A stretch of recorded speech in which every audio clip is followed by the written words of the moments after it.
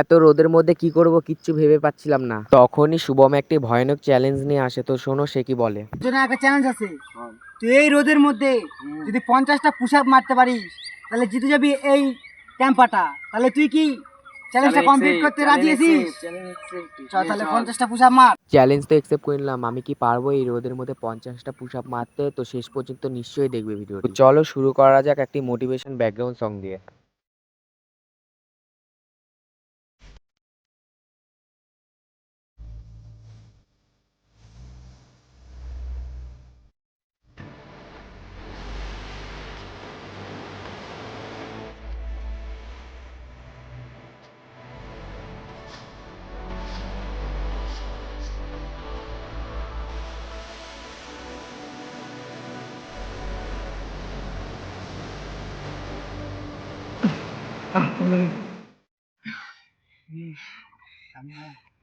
তো বন্ধুরা যেমন কি দেখতে পাচ্ছ 50টা চ্যালেঞ্জটা হেরে গেল, তার জন্য ক্যাম্পাটা পাবে না। কিন্তু আমার মন অনেক বড়, ক্যাম্পারটাও দিয়ে দিই।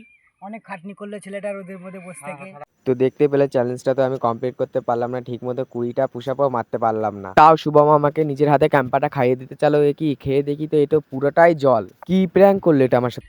তো দেখতেই পেলে চ্যালেঞ্জটা তো কমপ্লিট করতে পারলাম না।